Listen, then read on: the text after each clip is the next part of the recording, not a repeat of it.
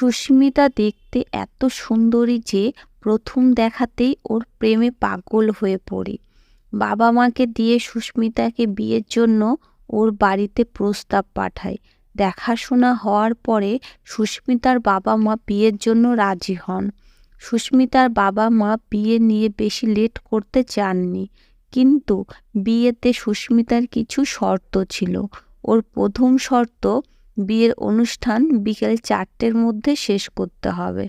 আমি সুস্মিতার প্রেমে এত পাগল ছিলাম যে বাকি শর্তের কথা জানতেও চাইনি, কিন্তু ও বারবার বলছিল বিয়ের আগে সমস্ত শর্তগুলো জানা জরুরি। কিন্তু আমি সুস্মিতাকে বিয়ে করার জন্য এতটাই ব্যস্ত হয়েছিলাম যে ওর শর্তগুলো সিরিয়াসলি নেইনি। আমি মনে মনে ভীষণ খুশি, কারণ যে মেয়েটিকে আমি ভালোবাসি তাকেই বিয়ে করতে যাচ্ছি। সুস্মিতাকে বিয়ে করে আমি কখনোই পস্তাবো না। ফেব্রুয়ারি মাসে প্রথম শুক্রবারে আমাদের বিয়ের দিন ঠিক হয়। সুস্মিতাকে পাওয়ার নেশা ছিল অন্যরকম, তাই আগামী দিনের কথা চিন্তা করেই দিন কাটত। বিয়ে শেষ হওয়ার পর বিকেল 5টায় সুস্মিতাকে নিয়ে আমাদের বাড়িতে আসি। ওকে দেখার জন্য ব্যাকুল ছিলাম। দেখা হওয়ার সাথে সাথে ওকে একটা দামি উপহার দিলাম। সুস্মিতা আমাকে ধন্যবাদ জানিয়ে বলল, আগে আমার শর্ত শোনো। শর্ত শুনে তুমি যদি রাজি থাকো তাহলে ঠিক আছে, কিন্তু যদি রাজি না হও তাহলে আমাকে এখনই তালাক দিতে পারো। সুস্মিতার মুখে ডিভোর্সের কথা শুনে আমার হৃদয় কেঁপে উঠল। মনে মনে ভাবলাম, সুস্মিতা একটা মেয়ে হয়ে ডিভোর্সের কথা বলছে কিভাবে? তখন সুস্মিতা ব্যাপারটা এগিয়ে নিয়ে বলল, আমার শর্তটা খুব সরল। তুমি রাতে কখনো আমার মুখ দেখতে চাইবে না। তুমি যতই চাও না কেন আমি তোমাকে রাতে মুখ দেখাবো না। বাকিটা তুমি যা বলবে আমি রাজি। আর একটা ব্যাপার, রাত 9টার সময় ঘর অন্ধকার হয়ে যাবে। আমি রুমেই থাকবো। তুমি চাইলে সেখানে থাকতে পারো বা চাইলে বাইরেও ঘুরে আসতে পারো। আমি তোমাকে কখনোই নিষেধ করব না। সুস্মিতা তার কথা শেষ করলে আমি বললাম, এ সুস্মিতা, এ কেমন অদ্ভুত সত্য। তুমি যদি এরকম কারণ আমাকে বলো তাহলে আমি কখনোই রাতে তোমার মুখ দেখতে চাইবো না। কিন্তু সুস্মিতা, কোনো কারণ ছাড়া কেন আমি রাতে তোমার চাঁদের মতো মুখ দেখতে পারবো না? রোমান্টিক সুরে বললাম, যাতে সুস্মিতা খুশি হয়। কিন্তু সে গভীর হয়ে বলল, তুমি যদি রাতে আমার মুখ দেখো তাহলে সকালে আমি তোমাকে ডিভোর্স দিয়ে বাবার বাড়ি চলে যাব। ঠিক আছে, তোমার মতো সুন্দরীর সাথে থাকাই আমার জন্য ভাগ্যের ব্যাপার। তুমি যদি বলো রাত হোক বা দিন হোক, কখনোই তোমার মুখ দেখব না। আবেগে বলে দিলাম। বিয়ের প্রথম মাসেই বুঝতে পারলাম ওই সত্যটা পূরণ করা কতটা কঠিন। যখন রাতে কোথাও যেতে হতো বা বন্ধুদের পার্টিতে যেতে হতো, সুস্মিতা আমার সাথে থাকতো না। ধীরে ধীরে খবর ছড়িয়ে পড়তে শুরু করলো যে রবির বউ রাতে বাইরে বেরোয় না। কেউ কেউ এটা সুস্মিতা ভদ্রতা মনে করত, কেউ কেউ অদ্ভুত অদ্ভুত মন্তব্য করতে শুরু করে। তাই আমি এতে খুবই বিরক্ত হয়ে পড়ি। একদিকে 1 মাস পরে সুস্মিতা অদ্ভুত অদ্ভুত কাণ্ড করতে শুরু করে। সে আমাদের রুমের বাল্বটা নষ্ট করে বাইরে ফেলে দিল। আমি বললাম, সুস্মিতা, এটা কেমন হলো? ও বলল, আমি এটা করেছি যাতে তুমি ভুল করে রাতে লাইট জ্বালিয়ে আমার মুখ দেখতে না পারো। সুস্মিতার এই কথা শুনে আমার সন্দেহ হতে লাগলো। ওর মুখে এমন কি আছে যা আমাকে দেখাতে চায় না? কিন্তু আমাদের মধ্যে যে শর্ত ছিল আমি সেটাতে অটল থাকলাম। সেই রাতে সুস্মিতাকে খুব অস্থির লাগলো। সে হাত দিয়ে মুখ ঢেকে বারবার বাইরে যাচ্ছিল। আমি বুঝতে পারলাম না সুস্মিতার হতাশার কারণ কি। ও কি কারো জন্য অপেক্ষা করে? ওর নজর সবসময় ফোনের দিকে থাকে এবং ফোন আসার সাথে সাথে কারো সাথে মৃদু স্বরে কথা বলা শুরু করে। আমার মনে কোনো সন্দেহ ছিল না, তাই আমি কখনো ওর কথা শোনার চেষ্টাও করিনি। কিন্তু একদিন সুস্মিতার কথা বলার পর আমি ওর ফোন চেক করে দেখি বাবা মায়ের নম্বর না, সে অন্য কারো সাথে কথা বলে। সুস্মিতা যখন শেষবারে ফোনে কথা বলছিল শুনতে পাই, তখন আমি একটা পুরুষালী আওয়াজ শুনতে পাই। আমি বুঝতে পারি সুস্মিতা কোনো পরপুরুষের সাথে কথা বলে। তারপর থেকে আমার সুখ শান্তি সব হারিয়ে গেল। বউ তো সুন্দরী, কিন্তু ওর মন সুন্দর না। আমি মনে মনে ভেবে নিলাম যে সুস্মিতার সাথে কথা না বলে এই ব্যাপারটার গভীরে যাওয়ার চেষ্টা করব এবং খুব তাড়াতাড়ি রাতে সুস্মিতার মুখ দেখব, যাতে বুঝতে পারি ব্যাপারটা আসলে কি। একদিনে আমি অফিস থেকে তাড়াতাড়ি বাড়িতে আসি। আজকে আবার সুস্মিতাকে অস্থির লাগছিল। আমাকে আসতে দেখেও আমাকে বলল, তুমি এই সময়? তুমি তো রাত ৮টার সময় আসো, আজকে তুমি তাড়াতাড়ি এলে কেন? ওর হতাশ হওয়া দেখে আমি রেগে গিয়ে বললাম, আমি বাড়িতে না থাকলে তুমি কি এমন করো যে আমি আসাতে এত বিরক্ত হচ্ছ? না না, তেমন কিছু না। সুস্মিতা ব্যাপারটা সামলাতে চাইল, আর ঠিক সেই সময় দরজায় টোকা পড়ল। আমি সন্দেহ নিয়ে সুস্মিতার দিকে তাকালাম। সুস্মিতা গায়ের রং কেমন যেন নীল হয়ে গেল। আমি দরজা খুলতেই আমার সামনে একজন লোক পুলিশের ইউনিফর্মে দাঁড়িয়ে। এই সময় আবার সামনে আমার সামনে অন্য কেউ এলে কি করতাম জানি না, কিন্তু ইন্সপেক্টর বিক্রমকে দেখে আমার সব রাগ জল হয়ে গেল। ইন্সপেক্টর বিক্রম আমার বন্ধু। আমরা দুজনে দীর্ঘদিন থেকে একে অপরকে চিনি এবং আমি তার সাথে প্রতিনিয়ত কথা বলতাম। কিন্তু অনেক দিন তার সাথে আমার দেখা হয়নি। প্রায় ২ বছর হবে আমাদের দুজনের দেখা হয়নি। আমি জানতাম সে আমাদের এখানকার ইন্সপেক্টর, কিন্তু কাজের চাপে ওর সাথে দেখা করতে পারিনি।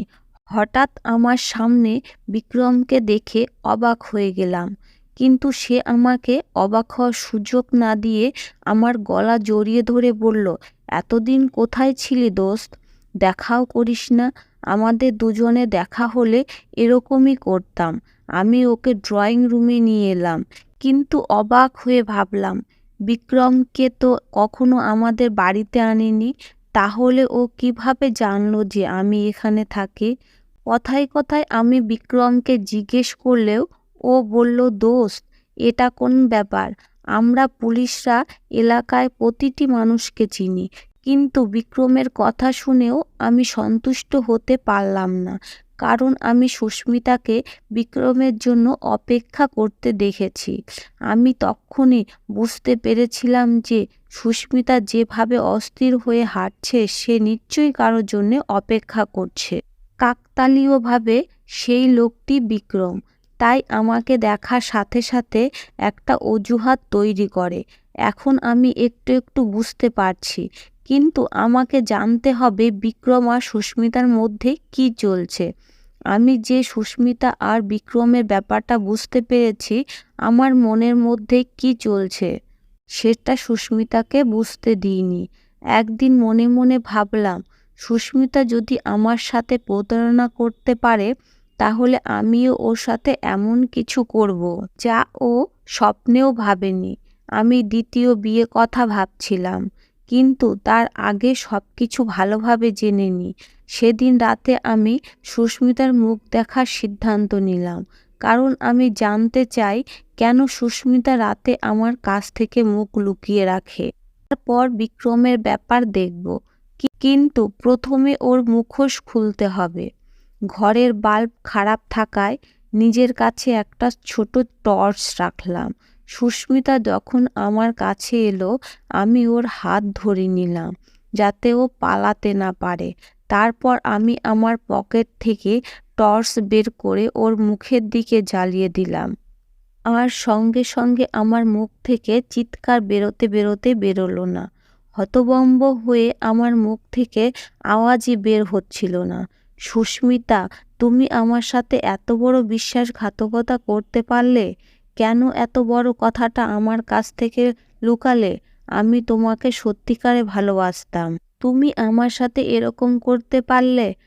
আমি সুস্মিতার দিকে ঘৃণা ভরে তাকালাম, তার মুখের রং একেবারেই বদলে গেছে। আমি তোমায় সব বলেছি, ঈশ্বরের দোহাই আমার কথা শোনো। আমার উপর তোমার যত সন্দেহ আছে আমি সে সব দূর করে দেব। বিক্রম তোমার বন্ধু, আমি জানি। আমি সব কিছু বলেছি। তুমি একটু বসো। সুস্মিতা আমার পা ধরে কান্না করছিল। আমি চাইলেও ওকে থামাতে পারছি না। বলো সুস্মিতা, তুমি কেন আমার সাথে এমন করলে? বিক্রমের সাথে তোমার কি সম্পর্ক? আমি খুব শান্তভাবে কথাগুলো ওকে বলছিলাম, কারণ আমি ভেবে নিয়েছি সুস্মিতা আমার সাথে পড়তো না করলে আমিও আর একটা বিয়ে করব। আর ওকে এমন দুঃখ দেব যাতে সারা জীবন ভুলতে না পারে। তখন সুস্মিতা যে কথা শোনালো তা শুনে আমার হৃদয় কেঁপে উঠল। ও বলল, তুমি তো জানো আমাদের পরিবার কতটা আধুনিক। যখন থেকে আমি বুঝতে শিখেছি তখন থেকে মা বাবাকে কখনো কাছে পাইনি। তারা আমাকে চাকর চাকরানির ভরসায় ছেড়ে নিজেদের কাজে যেতেন। মায়ের সাথে কথা বলতে গেলে তিনি আমাকে টাকা ধরিয়ে দিতেন বা শপিং করতে নিয়ে যেতেন। আমার ভালোবাসা দরকার, আমি তাদের ভালোবাসা কাঙাল ছিলাম। কিন্তু আমার মা কখনো আমার দিকে ফিরেও তাকায়নি। টাকা আমার জীবনে হতাশা তৈরি করে। প্রথমে তো আমি চাকরানীদের সাথে বন্ধুত্ব করি, কিন্তু পরে যখন বুঝলাম তারা শুধু আমার টাকার মূল্য বোঝে, আমার ইমোশনাল গুরুত্ব দেয় না, তখন আমি চাকর চাকরানীদের সাথে কথা বলা বন্ধ করে দিই। আমি সম্পূর্ণ হতাশ হয়ে পড়ি। আমার মা আমাকে কখনোই তার অফিসে যেতে দিতেন না। তিনি সবসময় বলতেন যে আমার অফিসে আসার আগে আমাকে বলে আসবে, কারণ আমার হাজারটা কাজ থাকে। আমি অফিসে তোমার সাথে কথা বলতে পারবো না। বাবাও তার কাজে ব্যস্ত। আমার মন খুব উদাস হয়ে থাকতো। একদিন আমি হঠাৎ মায়ের অফিসে গেলে অফিসে ঢোকার সাথে সাথে ভিতরের দৃশ্য দেখে আমার হৃদয় কেঁপে উঠল। মাকে আমি এমন ভাবতেও পারিনি। মায়ের এমন নির্লজ্জতা আমার মধ্যে একটা ঘৃণার জন্ম দেয়। আমি সেই সমস্ত লোকদের ঘৃণা করতাম যারা লোকদের জ্ঞান দেয়, কিন্তু কেউ কল্পনাও করতে পারবে না তাদের চরিত্র কতটা খারাপ। মায়ের প্রতি আমার ঘৃণা আমার ব্যক্তিত্ব বদলে দেয়। আমি নাইট ক্লাবে যেতে শুরু করলাম। আমি এমন হয়ে গেলাম যে সবাই আমার দিকে আকৃষ্ট হয়ে আমার কাছে আসতে চাইতো। এতে আমি খুশি ছিলাম না, কিন্তু তবু কেন জানি না আমার মন শান্তি পেত না। আমি আমার মায়ের প্রতি প্রতিশোধ নিতে চাইতাম, যদিও আমি নিজেই নিজের ক্ষতি করছিলাম। তখন আমি অনেক রাত পর্যন্ত বাইরে থাকতাম। তাদের মেয়ে কি করছে মা বাবা কখনো খোঁজ নিয়েও দেখেননি। এক রাতে আমি এত নেশা করলাম যে এই অবস্থায় মেয়েরা তাদের ইজ্জত হারিয়ে ফেলে, কিন্তু এই ব্যাপারে ভাগ্যবতী। সকালে যখন আমার ঘুম ভাঙল, আমার হৃদয় কেঁপে উঠল। বিছানায় আমি ছাড়া কেউ নেই। আমি একটা নির্জন ঘরে শুয়ে আছি। ঘরের অবস্থা দেখে অনুমান করলাম এটা কোনো ধর্মপ্রাণ লোকের, একদম সাধারণ ঘর। তারপর যখন সেই ছেলেটি আমার সামনে এলো, আমার ধারণা সত্য হলো। সেই যুবকের বেশভূষা দেখে বোঝা যাচ্ছিল যে সে ধার্মিক। আমাকে দেখে সে নিজ দিকে তাকিয়ে বলল, কিছু কারণে রাতে আমি একটা ক্লাব নাইটে গিয়েছিলাম। সেখানে আমি আপনাকে অজ্ঞান অবস্থায় দেখে আপনাকে আমার বাড়িতে নিয়ে এসেছি। আশা করি আপনি ঠিক আছেন। চলুন আমি আপনাকে বাড়িতে দিয়ে আসি। ছেলেটার উপর আমার রাগ হচ্ছিল, আর তার চেহারা দেখে তার উপর আমার ঘৃণা হচ্ছিল। সেই দিন সে আমাকে বাড়িতে রাখতে আসে। ওর প্রতি আমার এতটা ঘৃণা হচ্ছিল যে ওকে ধন্যবাদও জানাইনি। কারণ হয়তো তার চেহারা, যে কারণে আমি আমার মাকে সবসময় ঘৃণা করতাম। আর এই একই ঘৃণা ওই ছেলেটিকেও করতে লাগলাম। কিন্তু ওই ছেলেটি আমার পিছন ছাড়েনি। সে বারবার আমার পিছন পিছন ঘুরতো। একদিন ছেলেটি আমাকে বলল, তোমাকে আমার ভালো লাগে। এই কথাটা যখন আমার বান্ধবীরা জানলো, তারা বলল ও সব সময় তোকে ফলো করে এবং তোকে হয়রান করছে। আর দেখ ছেলেটাকে দেখে কেমন যেন মনে হচ্ছে। আমি বান্ধবীর কথা শুনে ভাবলাম ছেলেটাকে একটা শিক্ষা দিতে হবে। ছেলেটির নাম রিঙ্কু। একদিন সে আমার সাথে কথা বলার চেষ্টা করলে আমি বললাম, তুমি 3 দিন পরে সন্ধ্যায় পার্কের সামনে এসে আমার বান্ধবীর সামনে নিজেকে প্রমাণ করতে পারো, তাহলে হয়তো কাজ হতে পারে। আমার কথা শুনে ছেলেটি খুশি হলো। পরের রাতে আমি যখন নাইট ক্লাব থেকে বের হচ্ছি, সে আমার সামনে এসে হাজির। আমি পুলিশকে আগেই বলেছিলাম যে একটা ছেলে প্রতিদিন আমাকে জ্বালাতন করে। ঠিক সেই মুহূর্তে আমি পুলিশকে ফোন করলাম এবং 2 মিনিটের মধ্যে পুলিশ ওখানে এসে ছেলেটিকে হাতকড়া পরিয়ে পুলিশের গাড়িতে উঠিয়ে নিয়ে যায়। আমরা সব বান্ধবী মিলে হাসতে লাগলাম। আমি ভাবতেই পারিনি যে সে এতটা বোকা। কিন্তু থানায় পৌঁছানোর পর মনে হলো আমার হৃৎপিণ্ড যেন ফেটে যাচ্ছে। আমার খুব খারাপ লাগছিল যে পুলিশ মেরে মেরে ছেলেটির অবস্থা খারাপ করে দিয়েছে। মুখ দিয়ে রক্ত ঝরছে, চোখের কাছেও আঘাতের দাগ, চোখ ফুলে গিয়েছে। তাকে দেখে দুঃখ লাগছিল। তার চোখ দিয়ে টপ টপ করে জল ঝরছিল। আমাকে দেখে আকাশের দিকে তাকিয়ে বলল, আমি আমার বিচার ঈশ্বরের উপর ছেড়ে দিয়েছি। ঈশ্বর যেন কখনো তোমাকে শান্তি না দেয়। তার অভিশাপ আমার ভিতর অবধি কাঁপিয়ে দেয়, কিন্তু আমি সেটা প্রকাশ করতে পারিনি।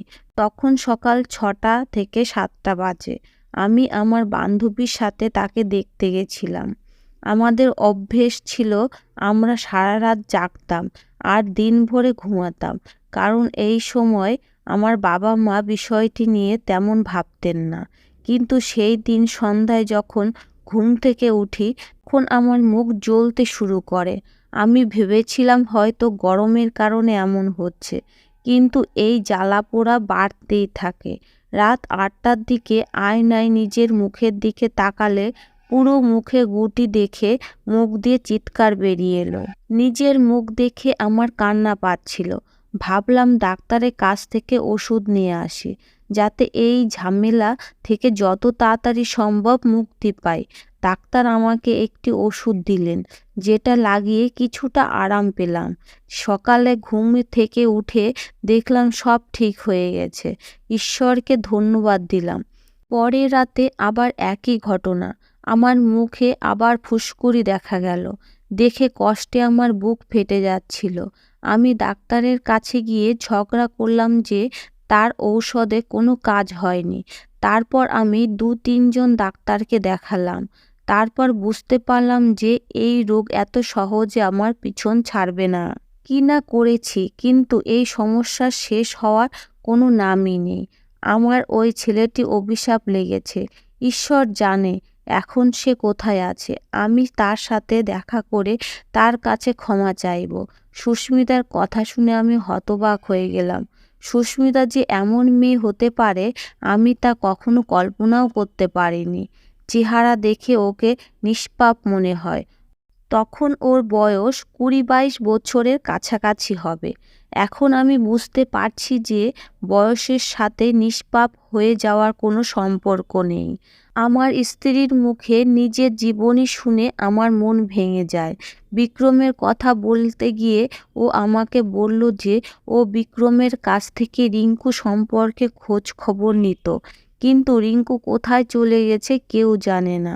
সুস্মিতার কথা শুনে আমি সবকিছু বুঝতে পারলাম, কিন্তু আমি ওকে আগের মতো আর কখনো বিশ্বাস করতে পারবো না।